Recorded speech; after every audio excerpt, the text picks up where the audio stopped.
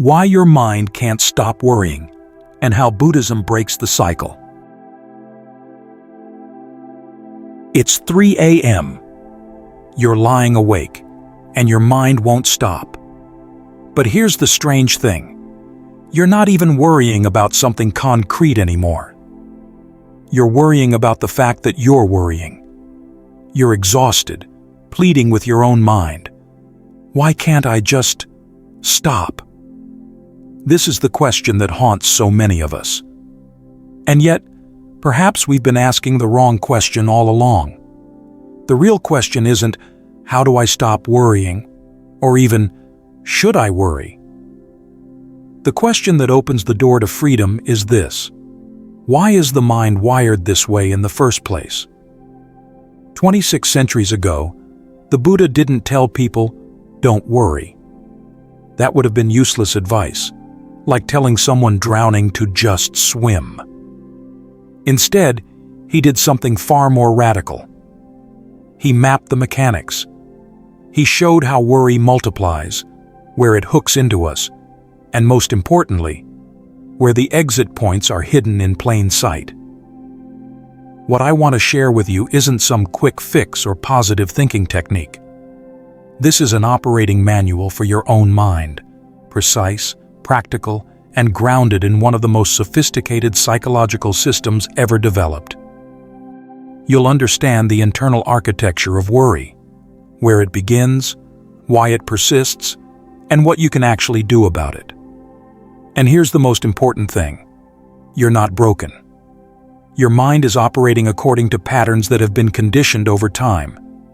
But patterns can be reconditioned. The mechanics. Watch this closely in your own life. You receive an email notification. In a matter of seconds, faster than you can even track, your mind has constructed an entire disaster scenario.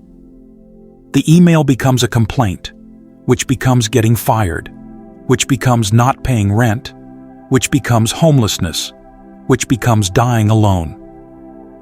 From a single ping on your phone, your mind has generated a complete universe of suffering. The ancient texts have a word for this: papañca. It's a Pali term that describes exactly this phenomenon: the mind's tendency to proliferate, to expand, to multiply one thought into 10, 10 into 100. The Paṭiccasamuppāda Sutta traces the sequence with surgical precision. Contact, feeling tone, perception, first thought, and then papañca. The drop becomes the flood. Your mind does this because it believes proliferation equals preparation. It thinks, if I can imagine every terrible possibility, I'll be ready for anything. But here's what the Buddha saw clearly. Papañca doesn't prepare you. It exhausts you. The mind creates its own suffering through this very multiplication. The key insight? You can't avoid contact or stop feeling tones from arising. These are natural, automatic responses to being alive. But papañca, that's where you have agency. That's where intervention becomes possible. When you can see proliferation as proliferation, when you catch the mind in the act of spinning, freedom begins right there. Every time you worry, you're not just having a thought. You're carving a groove deeper into your neural pathways. In Buddhism, this is called sankhara, the formations, the conditionings, the patterns that have been constructed through repetition. Think of it like a path through the forest. The first time someone walks it, they have to push through undergrowth, step over roots, move branches aside. By the 1,000th time, it's become a highway, smooth, automatic, requiring no conscious effort at all. This is what's happened with worry. It's no longer a choice.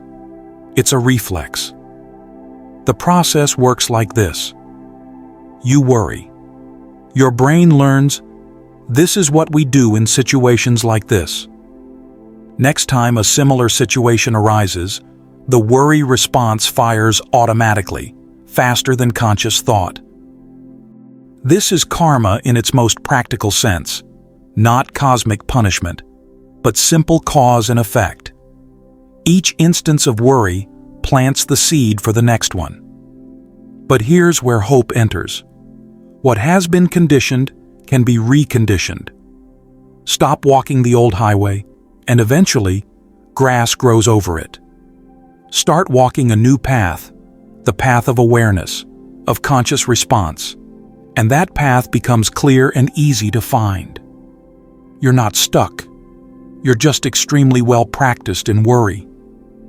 There's a moment between contact and pain, between sensation and story, between spark and wildfire, that's so brief we don't even think it exists. But it does, and it changes everything. The Buddha called this pure sensation vedanā, the raw feeling tone of experience, pleasant, unpleasant, or neither. At this level, there's no I, no why is this happening to me, no what should I do about this. There's just a vibration in the body, a bare sensation. And right here, in the space between this pure sensation and the mind's reactive grasping, craving, or tanha, lies a golden moment of freedom. This is where mindfulness can intervene. If you can stay in that moment, simply observing vedanā without grasping at it or pushing it away, if you can just let it be what it is, then the fire of papañca has nothing to catch on to. It dies before it spreads. This isn't some superhuman ability. It's a human capacity that's already within you, waiting to be awakened. Western psychology is only now beginning to understand what the Buddha mapped 2,600 years ago. There's a response window, a fraction of a second where conscious choice can override automatic reaction. Now we come to something that might sound strange at first. Look closely at your experience right now. When worry arises, who is worried? Search for it in your body, in your feelings, in your thoughts. What you'll find, if you look honestly, is that there's no solid permanent worrier anywhere. There's only the process of worrying. Just like there's rain without a rainer, there's worry without a permanent one who worries. This is Anattā, not self. One of the most profound and liberating insights in all of Buddhism. But wait, you might say, I am worried. I feel this. Yes, you do. But is the one who knows I am worried itself worried? Can awareness itself be anxious? Or is it simply the clear, open space in which anxiety appears? This distinction isn't philosophical hair-splitting. It's practical, visceral, life-changing. If there's no permanent worrier, then you're not doomed to worry forever. Worry is a process arising from conditions, not your identity, not your essence. You are the space where worry appears. You are not the worry itself. The chain. The Buddha's teaching of Paṭiccasamuppāda, dependent origination, is perhaps his most profound gift to humanity. It's a precise map showing how suffering arises, link by link, each one causing the next. And crucially, it shows that the chain can be broken at any point. Let me show you how this ancient wisdom maps directly onto the modern experience of anxiety. It begins with ignorance, avijja, not seeing clearly the impermanent, unsatisfactory, and selfless nature of all phenomena. This leads to the mistaken belief that I need certainty to be safe. From this ignorance, formations, sankhara, arise. The worry habit, already deeply grooved in, activates automatically. Then consciousness, vijnana, your awareness itself, already conditioned by ignorance and habit, begins to shape perception. Next comes name and form, namarupa, mental formations, worried thoughts, and physical sensations, tight chest, racing heart, feed each other in a closed loop. The 6 sense bases, salayatana, are now primed to detect threat. Everything is interpreted through the lens of danger. When sense meets object, contact, phassa, occurs, and everything becomes fuel for worry. Then feeling, vedanā, arises, an unpleasant sensation. This is the critical point, the moment we explored in the previous chapter. From this feeling comes craving, tanha, the desperate urge to push away the unpleasant, to know what's going to happen, to control the uncontrollable. Craving intensifies into clinging, upadana, grasping tightly at certainty, at safety, at control, squeezing so hard it hurts. This leads to becoming bhava, the process of existence shaped by craving and clinging, strengthening a pattern where worry is continually reborn. A sense of identity forms. I am someone who worries. From this becoming, birth, jati, occurs. New worries are born from the pattern, fresh expressions of the same old conditioning. Finally, the cycle completes with aging and death, jara marana, the full expression of suffering, despair setting in. But here's the liberating truth. You can break this chain at any link. At ignorance, by seeing clearly, by developing wisdom. At feeling, by not reacting, by maintaining mindfulness. This is the most practical entry point for most people. At craving, by learning to let go of the demand for certainty. At becoming, by refusing to identify as a worrier. You're not trapped. Every moment offers multiple doors out. You just need to see them. Neuroscience is now confirming what Buddhism has taught for millennia. Dr. Judson Brewer's research at Brown University has shown that the same neural pathways involved in addiction are activated in worry and rumination. And like addiction, they can be interrupted and rewired through awareness. The Buddhist texts identify 5 hindrances, nivarana, 5 states of mind that cloud awareness and block freedom.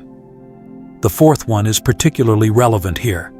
Uddhaka kukucha, restlessness and worry. Uddhaka is the mind like disturbed water, agitated, unable to settle. Kukucha is anxiety about the past, regret, remorse, and fear about the future. They feed each other in a closed loop. Restlessness generates worry. Worry generates more restlessness.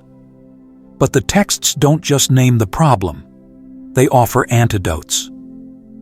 For restlessness, samadhi, concentration, stability of mind.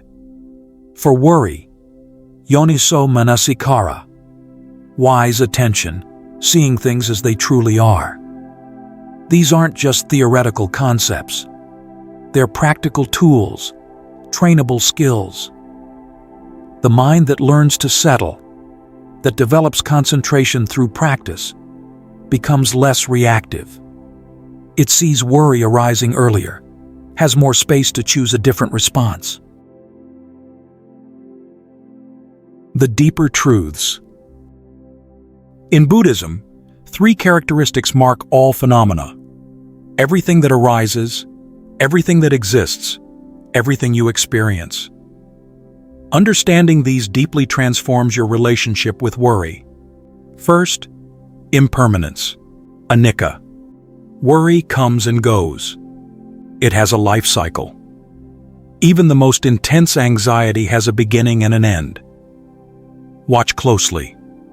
Worry arises, peaks, and passes. Always. This too shall pass, stops being a platitude, and becomes a felt truth. Not something you believe, but something you know from direct experience. Second, unsatisfactoriness, Dukkha. Worry promises safety, but never delivers. It's like drinking salt water. The more you drink, the thirstier you become. It's incapable by its very nature of providing peace. The existentialist philosopher Søren Kierkegaard understood this when he wrote about the sickness unto death, the despair of the self that tries to ground itself in anything other than the infinite. Buddhism would say, anything conditioned, anything impermanent, cannot serve as ultimate refuge. Third, not self, Anattā. As we explored earlier, worry isn't you. It's not your essence. It's a process arising from conditions, like weather patterns arising from atmospheric pressure. You are the vast awareness observing it, not the temporary pattern itself. When these three truths are seen clearly, not as ideas but as living realities, the hold of worry loosens naturally. You stop taking it so personally. You stop believing its urgent messages. You see it for what it is, empty of substance, empty of permanence, empty of self. Papañca is more than just worry. It's the fundamental way the mind constructs reality through concepts, through stories, through endless elaboration. We don't experience the world directly. We experience it through a filter of interpretations, narratives, judgments. One perception triggers a thought. That thought triggers another. That triggers another. Before you know it, you've woven an entire web of meaning around a simple sensory experience. The contemporary philosopher Thomas Metzinger, in his work on the phenomenal self model, describes something remarkably similar. The mind constructs a sense of self and world that feels absolutely real, but is actually a kind of virtual reality generated by the brain. Here's the freedom. Papañca is optional. You don't have to believe every thought. You don't have to follow every chain of association. You don't have to get on every train of thought that pulls into the station of your awareness. When you see proliferation as proliferation, when you catch the mind spinning stories, not stopping the stories, but simply seeing them clearly, space opens up. In that space, breath. In that space, choice. The Zen tradition has a beautiful phrase for this. No thinking. Not the absence of thoughts, but thoughts arising and passing without getting stuck, without proliferating, without claiming to be the absolute truth. Living with this mind. Often, when we're deep in worry, we forget our fundamental nature. We become so entangled in the layers of anxiety, the worry about the situation, the worry about being worried, the worry about not being able to stop, that we lose sight of the unchanging presence beneath it all. Yet you are still here, underneath every layer. Remember the truth of not self we explored earlier? There's no fixed sufferer, just the process of suffering.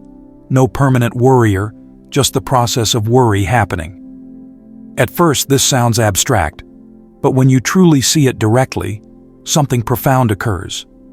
The worry comes and goes, but the awareness that sees it never worries. That witnessing presence isn't anxious. That is what you are. The vast sky in which anxiety appears, never stained by clouds. Your fundamental awareness is never contaminated. The Sufi mystic Rumi wrote, "You are not a drop in the ocean. You are the entire ocean in a drop." This isn't philosophy, but direct observation. Notice right now, there's reading happening, understanding happening. But is there a separate reader, or just the process of reading arising in awareness? Your mind doesn't want to worry. It just wants to be safe. It thinks worry equals preparation equals safety. Like a child clutching a threadbare blanket, your mind isn't in love with worry. It just doesn't know any other way to feel secure. But safety doesn't come from calculating every possible outcome. It comes from the capacity to meet whatever arises, not controlling the waves, but learning to surf them. When your mind realizes this directly, something shifts. It exhales, releasing its grip. Not because someone convinced it, but because it sees for itself, oh, this is how it actually works. Like a swimmer finally trusting the water, only direct experience creates that trust. Carl Rogers called this unconditional positive regard. Wu Wei points to moving with reality instead of against it. As Epictetus said, it's not what happens to you, but how you react to it that matters. Buddhism refines this. Freedom lives in the space between stimulus and response. Here's the hardest part. You're going to forget. To observe vedanā, that you're not the worry, everything you've learned. When you remember in a worry spiral, the first thought will be, I'm so bad at this. That's just another layer of worry. But even forgetting teaches you. Each time you forget and remember, you see the mechanism more clearly, and the heart grows a little softer. Buddhist teachings encourage persistent effort infused with compassion. The Eightfold Path is about the willingness to stand up one more time, not never falling. This is ongoing practice. Some days you'll catch the vedanā, some days you'll miss it. Both are part of the path. Metta, loving kindness, first toward yourself, this mind trying so hard, deserving gentleness. Then, it naturally extends outward. As Thich Nhat Hanh teaches, when mindfulness embraces those we love, they will bloom like flowers. This includes yourself. When mindfulness embraces your own struggling, you bloom into wholeness. So what changes?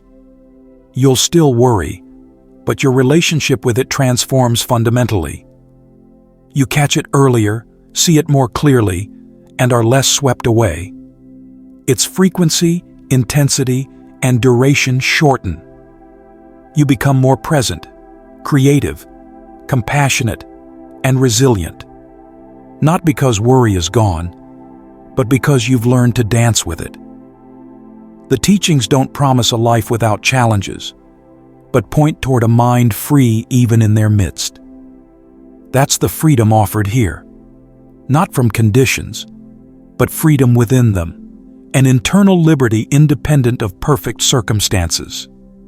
This is what the Buddha meant by nibbana, the cessation of craving, grasping, and identification right here in this very moment.